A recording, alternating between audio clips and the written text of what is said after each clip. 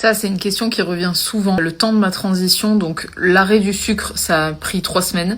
Là, il y avait déjà beaucoup d'améliorations, surtout au niveau mental, mais pas que. Je commençais déjà à avoir des symptômes d'infection et d'inflammation qui se diminuaient. Ensuite, j'ai arrêté le gluten. Là, je pense que déjà, en l'espace d'1 mois et demi, j'avais quasiment plus aucun problème de santé. En tout cas, j'avais plus les symptômes.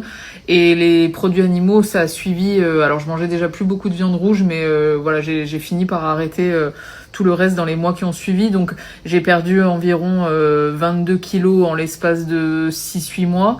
Et je dirais une bonne année pour que vraiment voilà, mon état de santé et mon poids et ma santé mentale se stabilisent complètement. Et vraiment les problèmes de santé, ça s'est stoppé net. J'ai plus fait de maladies infectieuses, plus de maladies inflammatoires, plus de maladies chroniques. Après la transition elle s'est faite et elle continue à se faire parce que c'est vrai que de réapprendre à cuisiner, découvrir des nouvelles recettes, améliorer son alimentation aussi pas à pas, parce que il y a le retrait des aliments mais il y a aussi le fait de rajouter des choses. Donc par exemple mon énergie de vie, au début quand j'ai enlevé les produits animaux, j'ai fait un peu n'importe quoi, donc j'étais un peu quand même fatiguée assez souvent, surtout que je faisais pas mal de sport. En fait après j'ai rajouté aussi des bons nutriments et je me suis renseignée au fur et à mesure pour savoir quoi rajouter dans mon alimentation. Donc ça s'est fait un petit peu au fur et à mesure, ça s'est pas fait en un jour. Donc de toute façon le rééquilibrage alimentaire c'est pas quelque chose qui se fait en une fois, ni en un mois, ni rapidement. Voilà, c'est pas le but. Le but c'est vraiment de changer ses habitudes alimentaires pour ne plus jamais y revenir.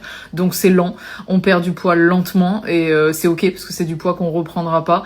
Donc voilà, et puis on évolue en fait au fur et à mesure qu'on a des infos. Donc finalement c'est ça le plus important, c'est d'avancer à son rythme et d'évoluer tranquillement et de laisser aussi un peu de temps au corps pour qu'il le fasse. Et après chaque organisme est différent, ça c'est l'histoire de mon corps, mais il peut y avoir plein d'autres histoires avec des temporalités différentes.